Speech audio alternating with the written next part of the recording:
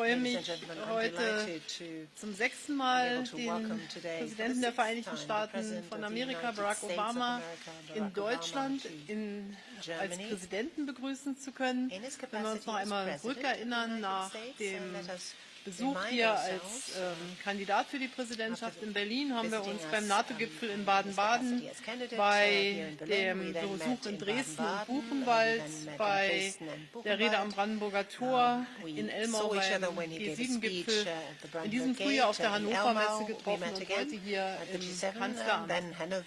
Ich will zu Beginn sagen, 8 Jahre neigen sich dem Ende und es ist der letzte Besuch von Barack Obama hier in Deutschland. Ich freue mich, dass er Deutschland als Station ausgesucht hat und darf mich für eine enge, vertrauensvolle Freundschaft sort of stopovers on this trip, and thank you very much. Thank you for the friendship you've always demonstrated. Thank you for the reliable friendship and partnership you demonstrated in very difficult hours of our relationship. So let me again pay tribute to what we've been able to achieve, to what we discuss, to what we were able to bring about. Difficult hours come to mind, as I said, those that had a bearing on the cooperation of our intelligence services. And I'm very grateful that Barack Obama, as president, very much put protection of privacy on the agenda today due to the threat of Islamist terrorism all over the world. Through the threat of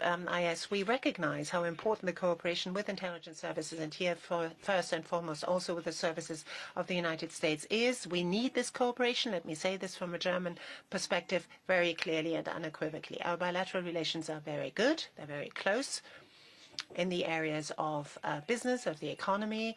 The United States of America last year were our most important trading partner, both for Germany and the European Union. The European Union and the United States of America are the big, important economic areas for us, which is why I've always come out strongly in favor of concluding a trade agreement with the United States of America. We have made progress, quite a lot of progress. They cannot be stopped, those negotiations, but we'll keep what we have achieved so far. And I'm absolutely certain that one day we will come back to what we have achieved and build on it.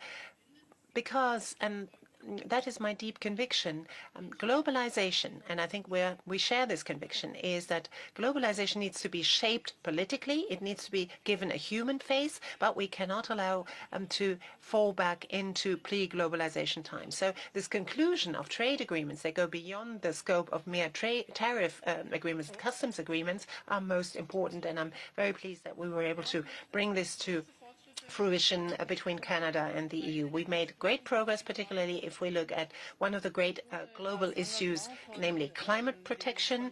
Without the engagement of the current administration under the leadership of Barack Obama, this Paris Agreement would never have come about.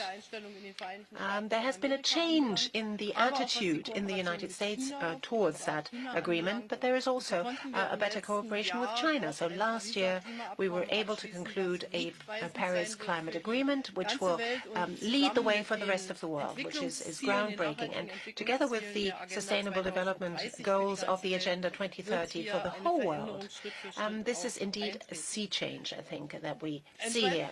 And step by step it will be implemented. There's another point that I wanted to mention here, particularly the engagement and commitment to Africa. For us Europeans, Africa as a neighboring continent is of prime importance. The development of African countries is in our very own vested interest. We as Germans, but also we as members of the European Union, will have to deal with this. It will be at the very top of our agenda. There are a lot of areas where we cooperate, fight against ISIL, for example. Here, Germany was able to contribute to a certain extent in certain areas, will continue to do so, for example, in supporting the Peshmerga, in air policing. But we also have to acknowledge that the United States of America bear most of the burden. They bear the brunt of this responsibility. So I take your remarks very seriously, Barack, that the European Union as a whole, but also Germany, needs to recognize that this is our alliance, our common alliance, our transatlantic alliance, that we have to step up our engagement, because in the long run we will not be allowed to accept this imbalance as regards the contributions we give to this alliance, and we have understood this message and we have started to react. We have worked very closely together, for example, in Afghanistan. We're continuing to do so. I'm very pleased that this military engagement, together with a political roadmap that we developed, we were able to continue. We want to bring about a political solution there. We work very closely together on the issue of annexation of Crimea and Russia's attempt to actually conquer Ukraine, and actually they did so, conquer part of the territory.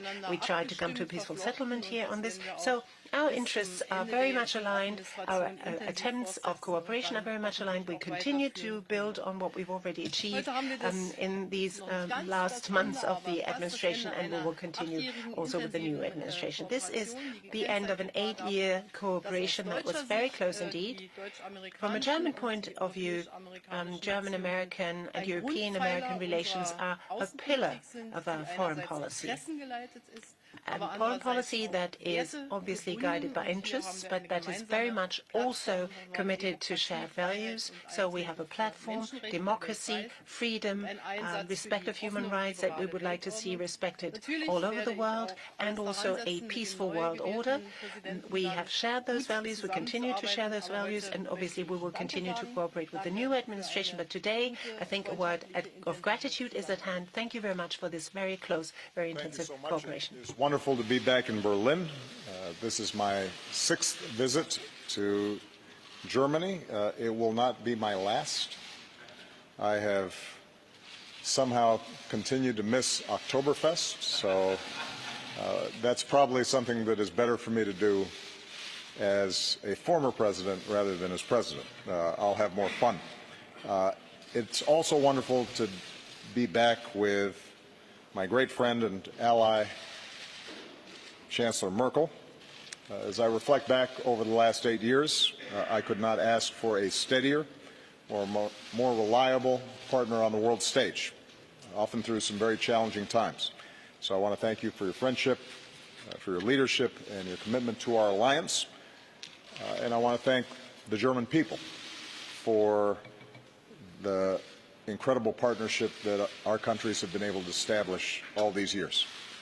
Last week marked the 27th anniversary of the fall of the Berlin Wall.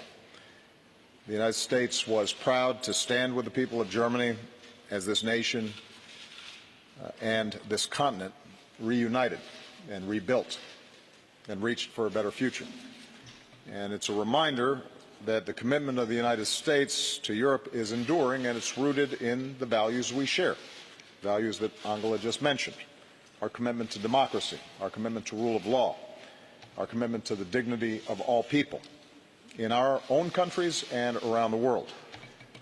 Our alliance with our NATO partners has been a cornerstone of U.S. foreign policy for nearly 70 years, in good times and in bad, and through presidents of both parties, because the United States has a fundamental interest in Europe's stability and security. The commitment that Angela and I share to this guiding principle has formed the basis for our conversations this afternoon.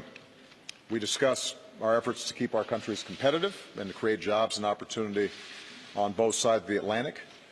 The negotiations on agreements like TTIP have been challenging, and obviously at a moment when there's concerns about globalization and the benefits that accrue to particular people, it is important that those negotiations and channels of communication remain, because ultimately what we have shown over the last several decades is that markets and trade and commerce can create prosperity in all of our countries, that it's not a win-lose situation, but it can be a win-win situation.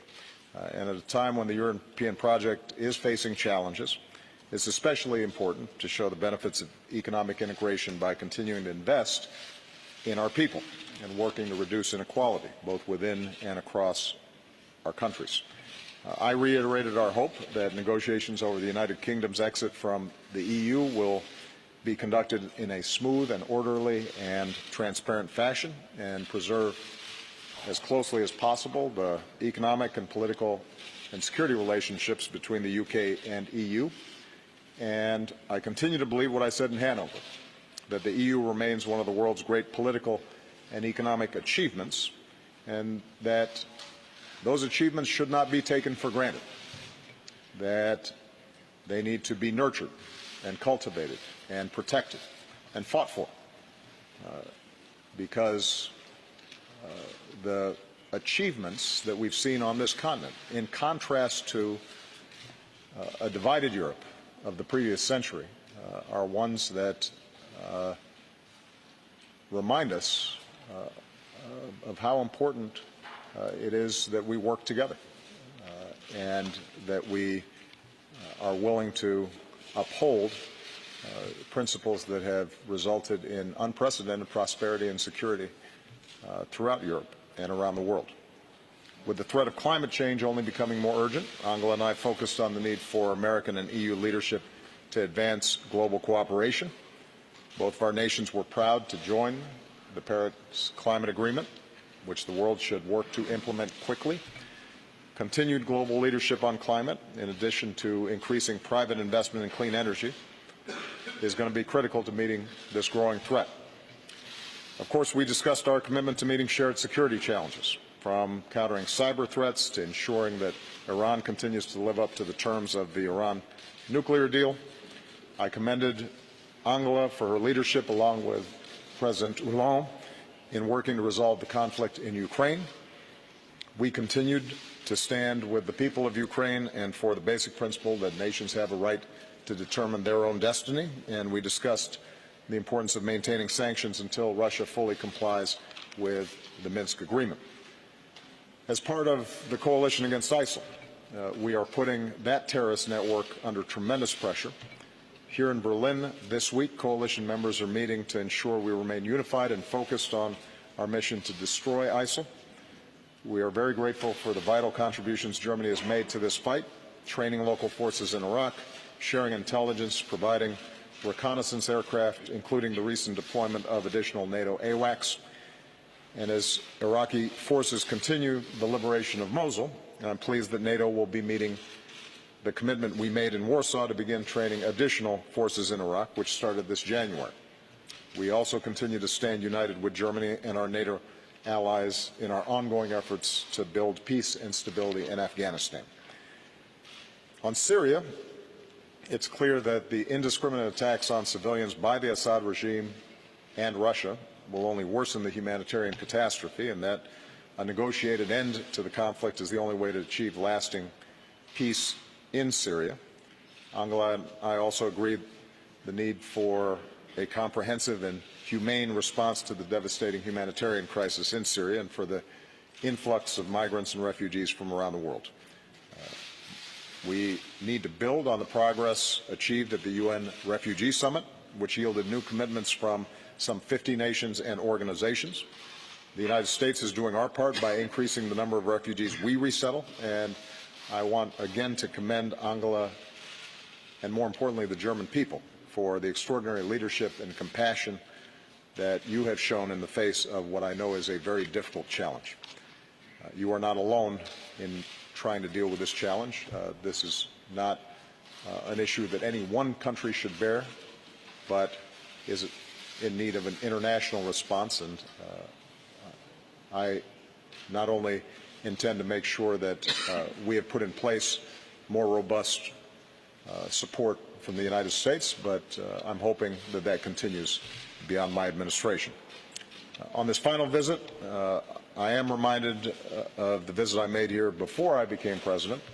It was 8 years ago.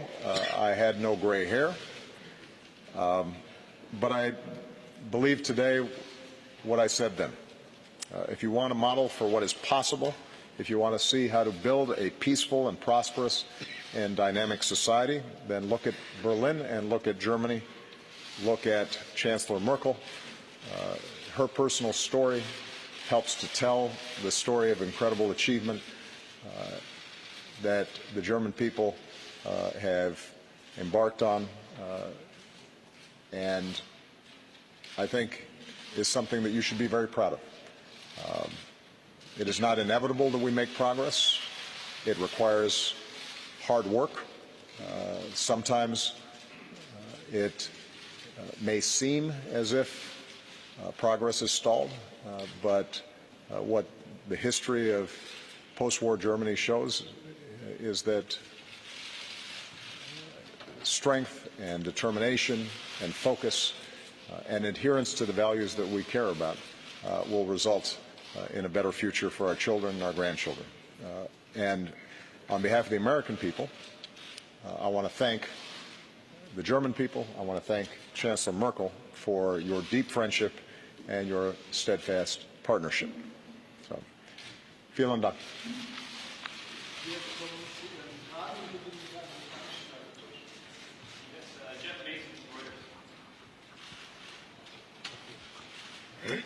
Thank you very much. Mr. President, you and the President-elect have very different views on Russia. After your meeting with him last week, can you assure Chancellor Merkel that a Trump administration would also support strong sanctions against Moscow? Similarly, what have you told President Putin about Russia's influence on the U.S. election, and how would you advise European countries to deal with the same threat? And lastly, if I may, would you like to see your friend Chancellor Merkel run for re-election next year? Frau Merkel, eine Frage auf Deutsch. Pulling out your German, showing off.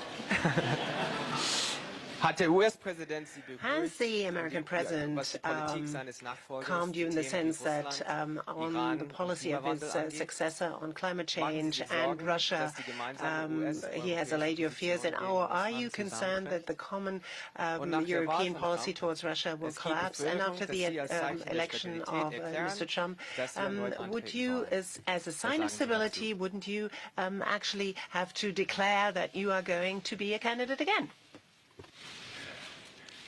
Well, I try to make it a rule not to meddle in other people's politics.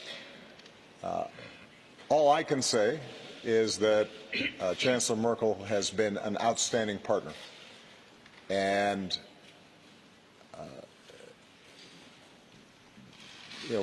Chancellor Merkel is perhaps the only leader left among our closest allies that was there when I arrived. In some ways, we are now the veterans of many challenges over the last 8 years. And although we have not always been in sync on every issue, in terms of our core values, in terms of her integrity, her truthfulness, her thoughtfulness, her doing her homework, knowing her facts, her commitment to looking out for the interests of the German people first, but recognizing that part of good leadership on behalf of the nation requires engaging the world as a whole and participating effectively in multilateral institutions. I think she's been outstanding. So it's up to her whether she wants to stand again, and then ultimately it'll be up to the German people to decide what the future holds. If I were here and I were German and I had a vote, I might support her. But I don't know whether that hurts or helps. With respect to Russia, my principal approach to Russia has been constant since I first came into office. Russia is an important country. It is a military superpower. It has influence in the region, and it has influence around the world. And in order for us to solve many big problems around the world, it is in our interest to work with Russia and obtain their cooperation. I think we should all hope for a Russia that is successful, where its people are employed and the economy is growing and they are having good relationships with their neighbors and participating constructively on big issues like climate change. So I've sought a constructive relationship with Russia, but what I have also been is realistic in recognizing that there's some significant differences in how Russia views the world and how we view the world. The values that we talked about, the values of democracy and free speech and international norms and rule of law, respecting the ability of other countries to determine their own destiny and preserve their sovereignty and territorial integrity. Those things are not something that we can set aside. And so on issues like Ukraine, on issues like Syria, we've had very significant differences. And my hope is that the President-elect coming in takes a similarly constructive approach, finding areas where we can cooperate with Russia, where our values and interests align, but that the President-elect also is willing to stand up to Russia where they are deviating from our values and international norms. I don't expect that the President-elect will follow exactly our blueprint or our approach,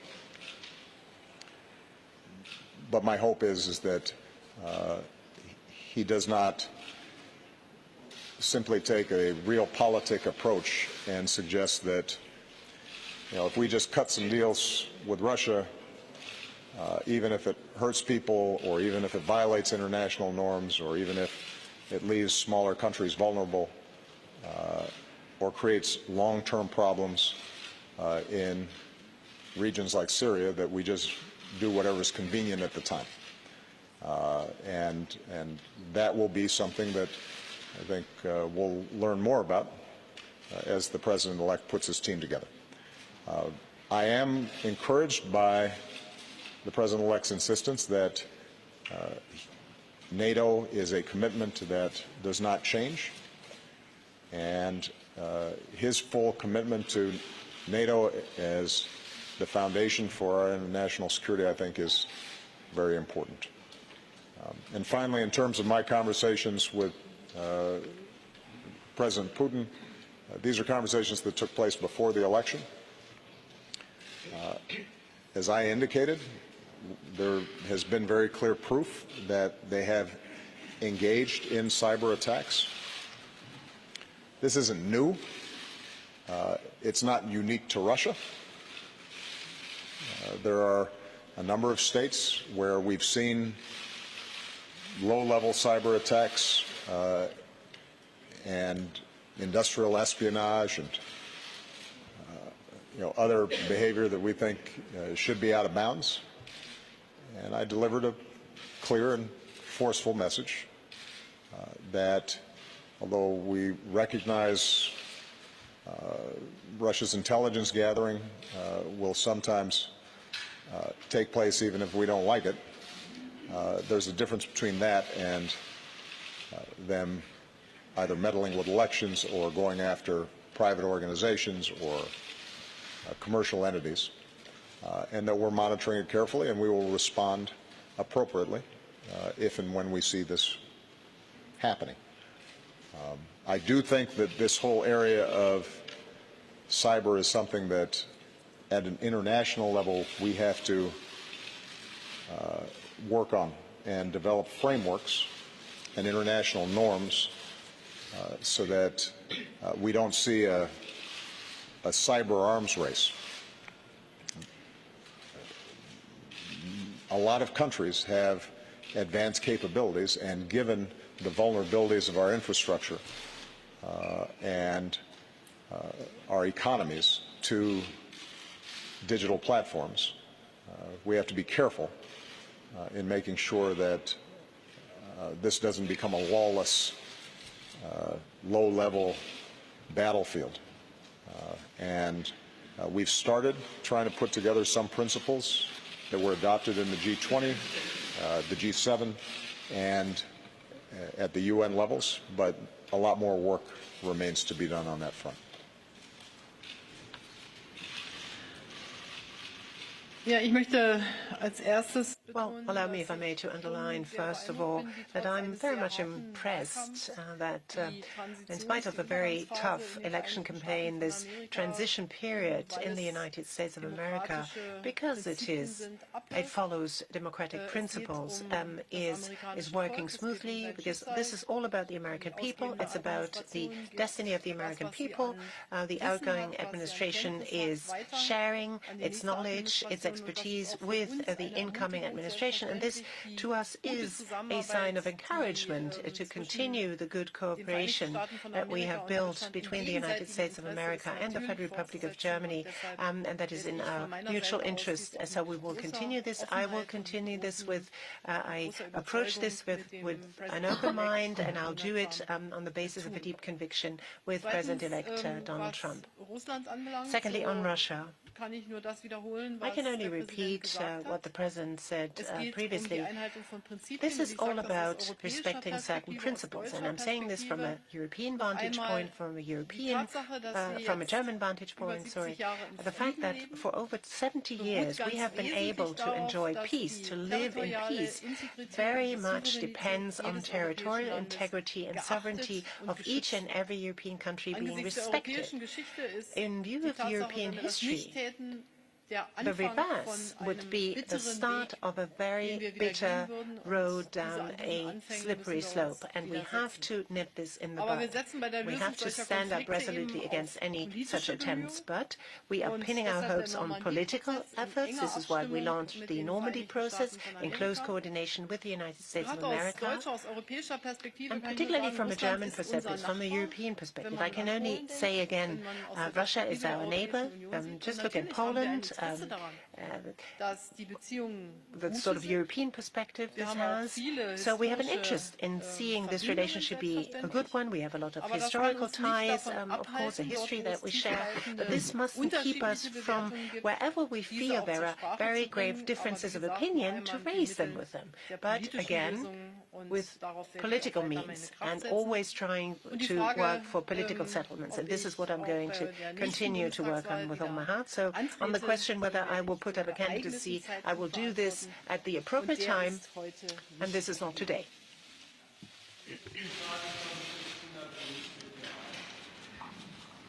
Deutsche Presseagentur, Christina Dunz. German press agency, Christina Dunz. Mr. President, your country is divided. You, as first black president, as first African-American president, who did so many things so differently, who raised so much hope all over the world, do you think that you have perhaps, in a way, put too much of a strain, maybe too much of demands on the Americans? And to what extent do you think your successor may well be a threat to the rest of the world, to the security, because there are, after all, nuclear weapons here in Germany to which he has access? Now, will you want to be now, Madam Chancellor, see to it under this new administration, try to make Europe and Germany less dependent on the United States? And are you afraid of this wave of populism hitting Germany, hitting Europe as well? And a personal question. President Obama paid tribute to you as an outstanding politician. You are somewhat more sober in when you describe your partner. How difficult is it for you to take leave today of your partner?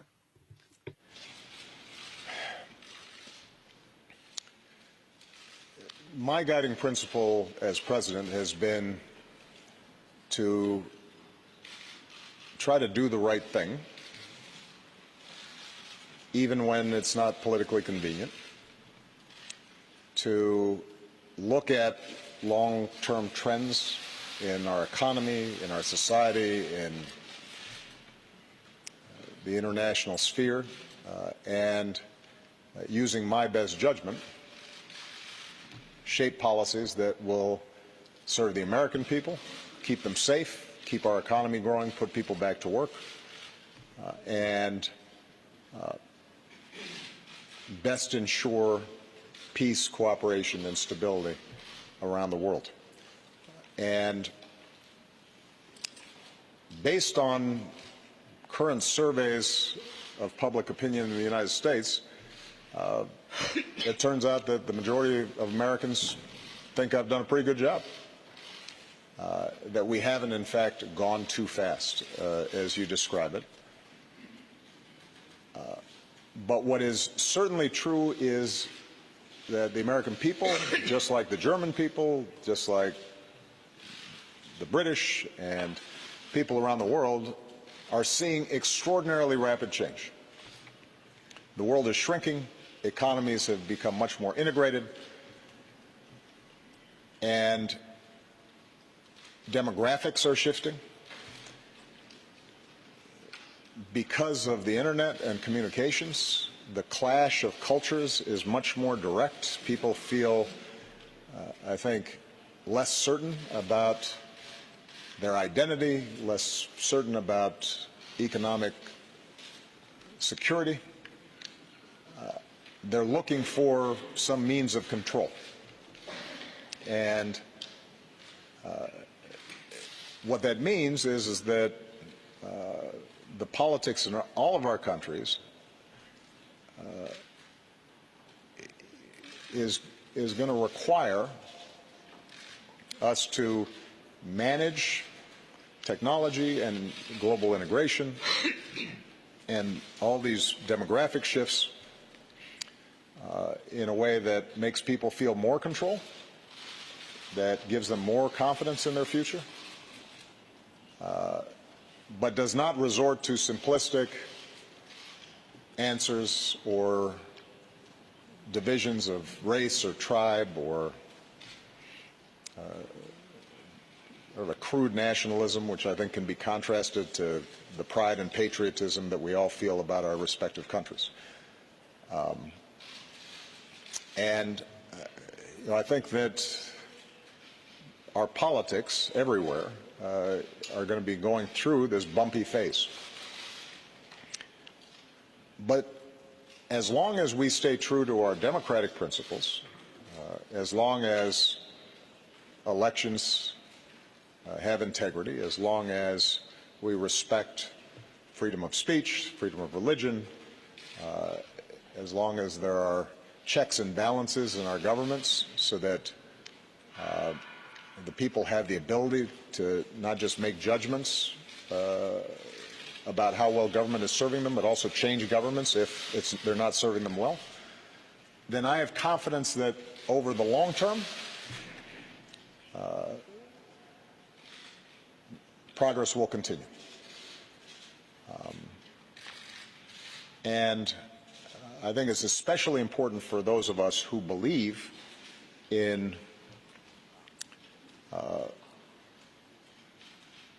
world where we're interdependent, that believes in mutual interests and mutual respect between nations. It's particularly important that we reach out to everybody in our countries, those who feel disaffected, those who feel left behind by globalization, and address their concerns in constructive ways as opposed to more destructive ways. And I think that can be done. But it's hard. It requires creativity. It requires effective communications. Part of what's changed in politics is social media and how people are receiving information. It's easier to make negative attacks and simplistic slogans than it is to communicate complex policies. But we'll figure it out. So ultimately, I remain optimistic about not just America's futures, but the direction that the world is going in. And part of what makes me most optimistic is if you look at the attitudes of young people. Across the board, young people are much more comfortable with respecting differences. They are much more comfortable with diversity. They are much less likely to express attitudes that divide us between us and them. They see themselves as part of a global economy that they can navigate successfully, and are showing enormous creativity and entrepreneurship and working with each other across borders. So that's where the future is, but we have to create that bridge to the future, and that means making sure we're paying attention to the wages of workers in countries, and making sure that we're investing in their education and their skills, that we are growing the economy in smart ways and rebuilding our infrastructure and investing in science and development, and that we stay true to those values that helped get us here. And if we do that, I think we're going to be fine.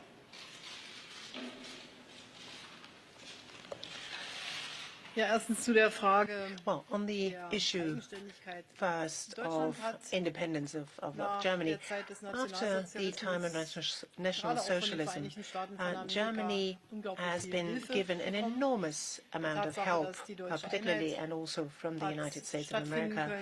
The fact that we were able to enjoy German unification is due first and foremost to the help of the United States of America. And ever since Germany was able to regain its unity, it is in an even stronger position to give its contribution to upholding this order to which we feel committed, and for which particularly people in the German Democratic Republic stood out there in the streets to keep this up, to maintain this order, and particularly also in our country. Now we're trying to do more than it used to be 26 years ago, and there are a number of other areas where we have to also make a stronger contribution. We will all have to do more in development cooperation.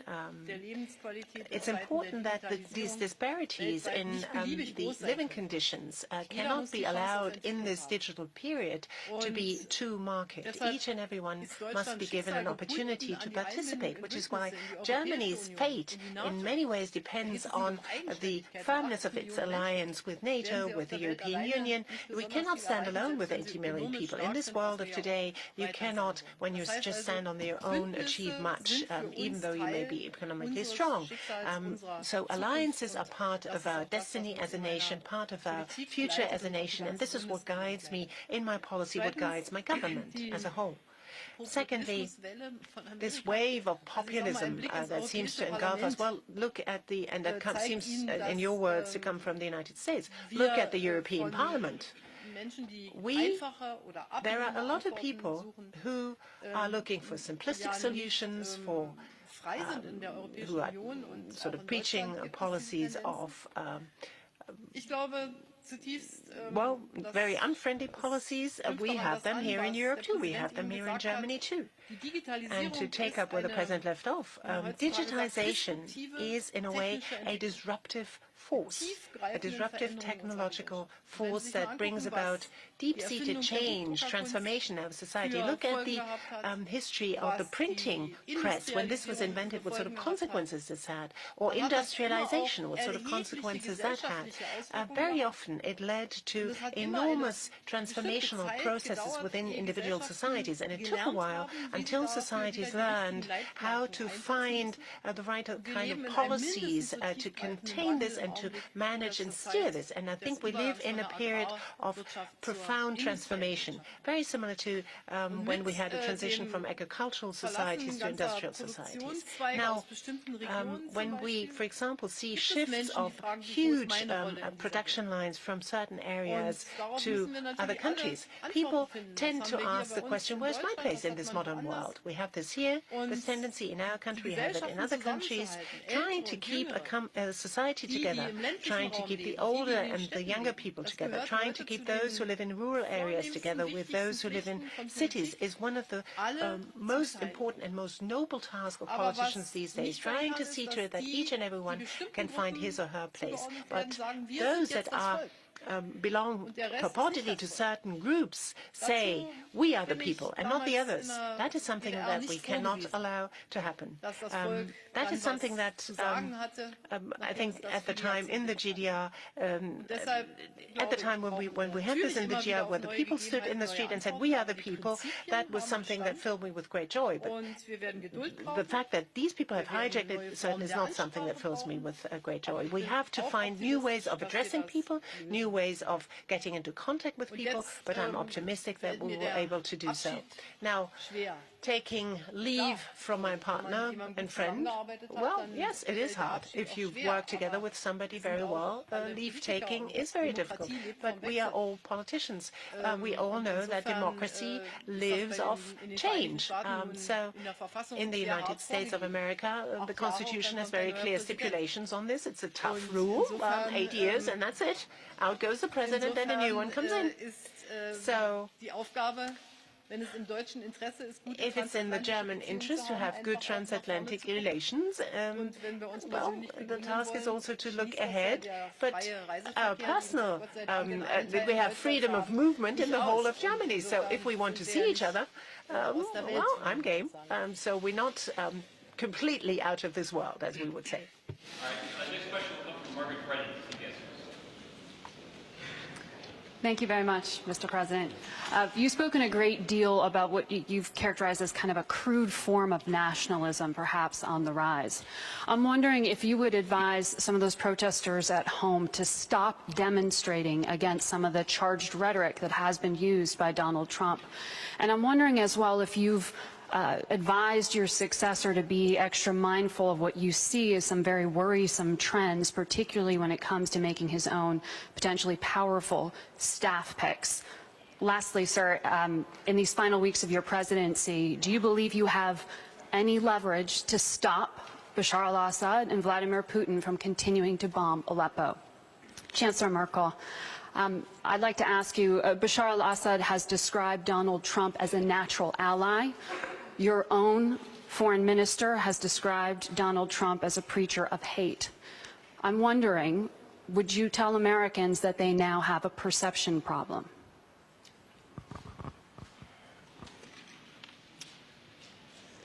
One of the great things about our democracy is it expresses itself in all sorts of ways. And that includes people protesting. I've been the subject of protests during the course of my 8 years, and I suspect that there's not a president in our history that at some point hasn't been subject to these protests. So I would not advise people who feel strongly or are concerned about some of the issues that have been raised during the course of the campaign. I wouldn't advise them to be silent. What I would advise, what I advised before the election and what I will continue to advise after the election, is that elections matter, voting matters, organizing matters, being informed on the issues matter. And what I consistently say to young people, I say it in the United States, but I'll say it here in Germany and across Europe. Do not take for granted our systems of government and our way of life. I think there is a tendency, because we have lived in an era that has been largely stable and peaceful, at least in advanced countries, where living standards have generally gone up, there is a tendency, I think, to assume that that's always the case. And it's not. Democracy is hard work. In the United States, if 43% of eligible voters do not vote, then democracy is weakened. If we are not serious about facts and what's true and what's not. And particularly in an age of social media where so many people are getting their information in sound bites and snippets off their phones. If we can't discriminate between serious arguments and propaganda, then we have problems. If people, whether they are conservative or liberal, left or right, are unwilling to compromise and engage in the democratic process and are taking absolutist views and demonizing opponents, then democracy will break down. And so I think my most important advice is to understand what are the foundations of a healthy democracy and how we have to engage in citizenship continuously, not just when something upsets us, not just when there's an election or when an issue pops up for a few weeks. It's hard work. And the good news is I think there are a lot of young people, certainly who were involved in my campaigns, and I think continue to be involved in work, not just politically, but through nonprofits and other organizations that can carry this hard work of democracy forward. But I do think sometimes there's complacency. Here in Europe, I think that there are a lot of young people who forget the issues that were at stake during the Cold War, who forget what it meant to have a wall. And I'll be honest, there have been times when I listen to the rhetoric in Europe where an easy equivalence somehow between the United States and Russia and between how our governments operate versus other governments operate, where those distinctions aren't made.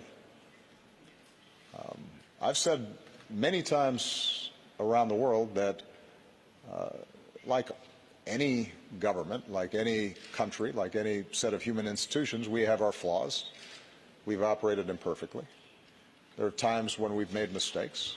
There are times where I've made mistakes or our administration hasn't always aligned ourselves with the values that we need to align ourselves with. It's a work of constant improvement. But I can say to the German people that the United States has been good for Germany, has looked out for Germany, has provided security for Germany, has helped to rebuild Germany and unify Germany. And I can say across Europe that many principles that have been taken for granted here around free speech and around civil liberties and an independent judiciary and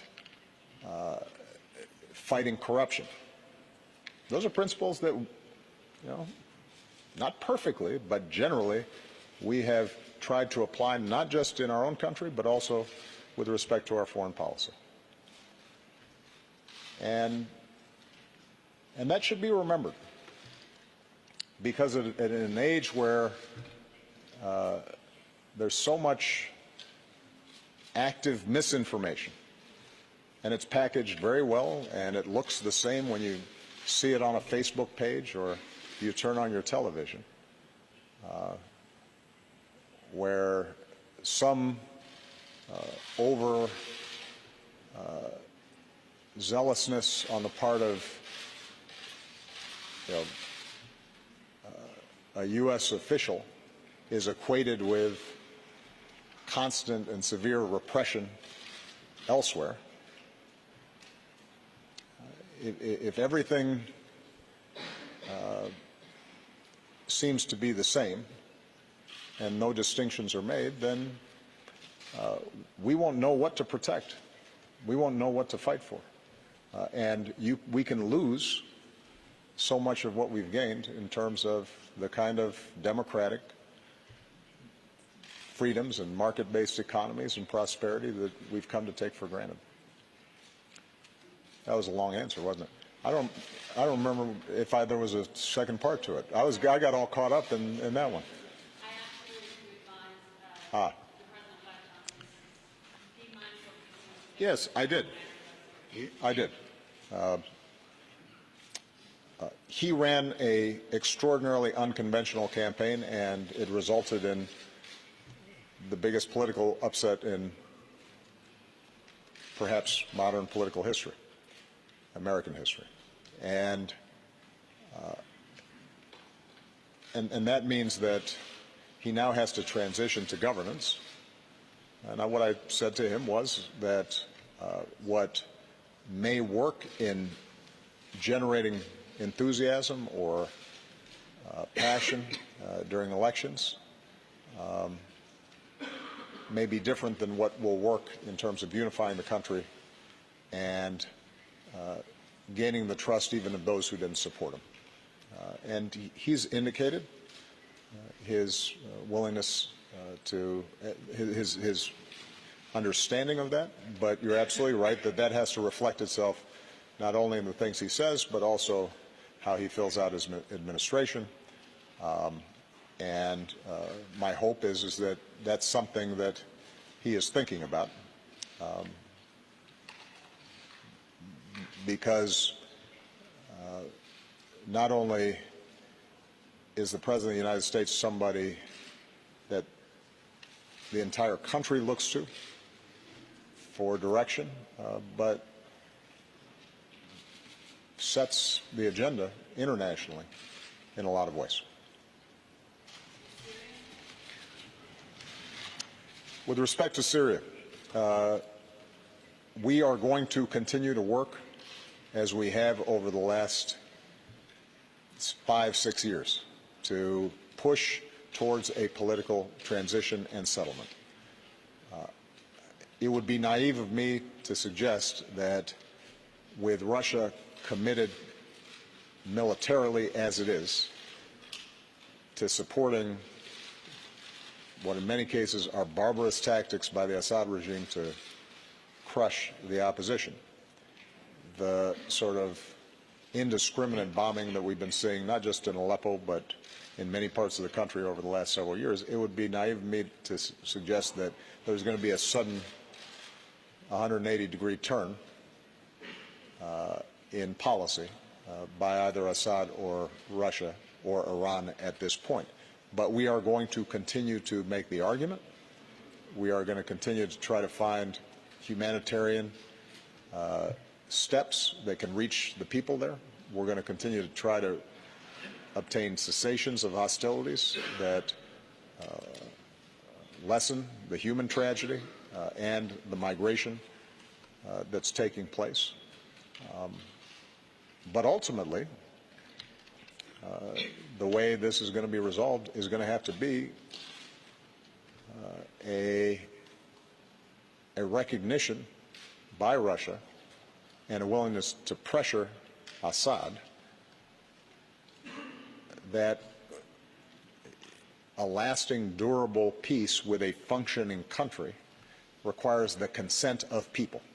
You cannot purchase people's consent through killing them. They haven't made that transition yet, but we're going to keep on trying.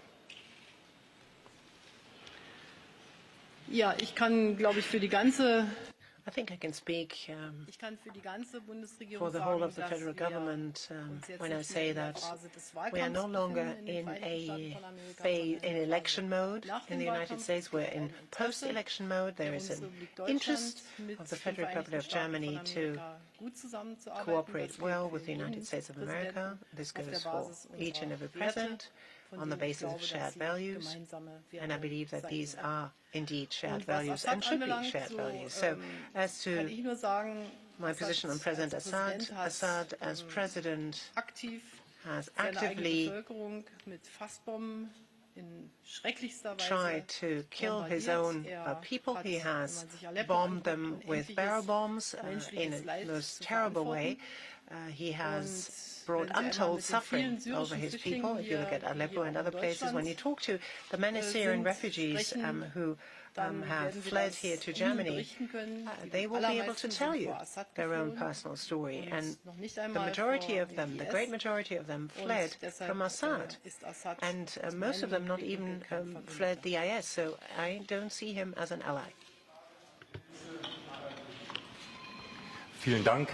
Herr Präsident, Thank you very much, Mr. President.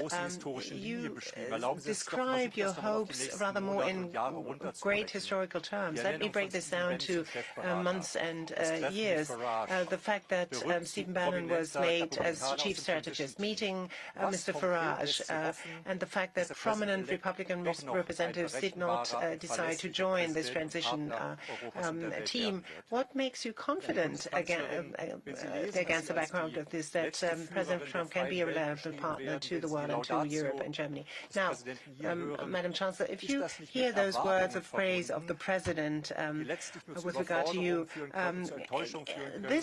what he said, can this not sort of demand too much from you and from Germany? Because too much is demanded, too much is expected from you, too great are the expectations, you can't meet them?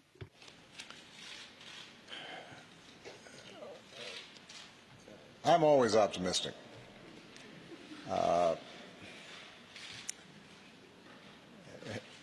There are times where I was in the Oval Office and people would come to me with all kinds of political problems and policy problems and international problems, and my team would be getting discouraged and depressed, and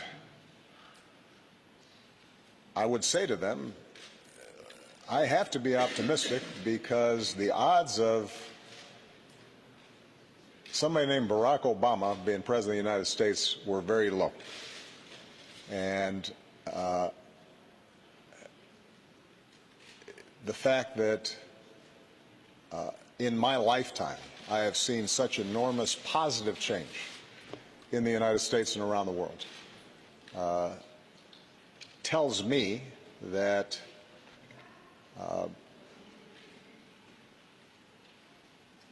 although history does not travel in a straight line, it moves in the direction of justice and freedom and a better life for people.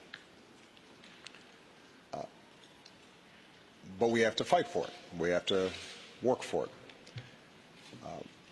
What makes me cautiously optimistic about my successor and the shift from campaign mode to governance is there is something about the solemn responsibilities of that office, the extraordinary demands that are placed on the United States, not just by its own people, but by people around the world, that forces you to focus, that demands seriousness. And if you're not serious about the job, then you probably won't be there very long, because it will expose problems. Even when you're doing a good job, even when you are attentive, there's so many things that come across your desk that people are going to question you, and you're going to have opponents and you're going to have critics. And you figure that out pretty fast when you're sitting there. And I think the President-elect is going to see fairly quickly that the demands and responsibilities of a U.S. President are not ones that you can treat casually. And that in a big, complex, diverse country, the only way that you can be successful is by listening and reaching out and working with a wide variety of people. And so it is my hope that that is what will happen, and I'm going to do everything I can over the next 2 months to help assure that that happens. It is absolutely true that Chancellor Merkel is going to have significant responsibilities, has had extraordinary burdens that she's had to carry. If she chooses to continue, you're right, she will have big burdens. I wish I could be there to lighten her load somewhat, but she's tough.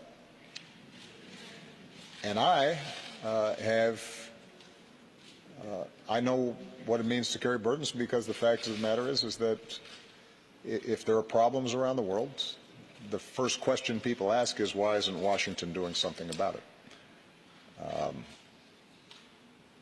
This is why it's so important not to discount or take for granted the importance of the Transatlantic Alliance. And this is probably the best place for me to end. In international fora, in G20s, in G7s, in the United Nations, the United States and Germany are not always perfectly aligned. America and Europe are not always perfectly aligned. But the voice that speaks out on behalf of some dissident who is jailed halfway around the world, the voice who is expressing concern about some child in an African village who doesn't have clean drinking water or is subject to some terrible disease, the voice that insists on rules and norms governing international affairs, the voice that helps to steer the world away from war wherever possible. That's our voice, more often than not. And we're not always successful. But if that voice is absent, or if that voice is divided, we will be living in a meaner, harsher, more troubled world. And we have to remember that. And whoever is the U.S. president, and whoever is the Chancellor of Germany, and whoever is the leader of other European nations and other democracies around the world, they need to recognize that. There are going to be forces that argue for cynicism, for looking the other way with somebody else's problems, that are not going to champion people who are vulnerable, because sometimes that's politically convenient. And if we don't have a strong transatlantic alliance that's standing up for those things, we will be giving to our children a worse world. We will go backwards instead of forwards. So whoever the U.S. president is, whoever the Chancellor of Germany is, we need to remember that, and our citizenry, who decide who our presidents and chancellors are, need to remember that.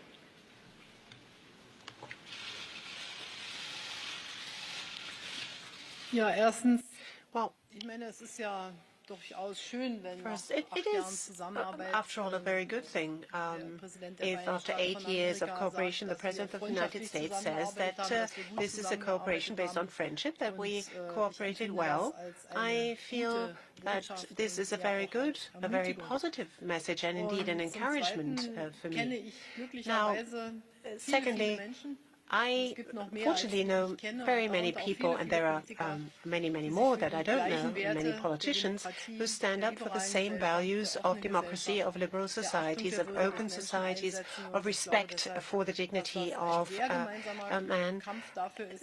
And I feel that we are in a community of people here who stand up for these values, who try to maintain them, and wherever they are not yet respected, stand up for people's rights to enjoy them as well. And this is worth every effort. But I think we're gratified to know that there are many, many people who feel committed to this goal. Thank you very much. Sure,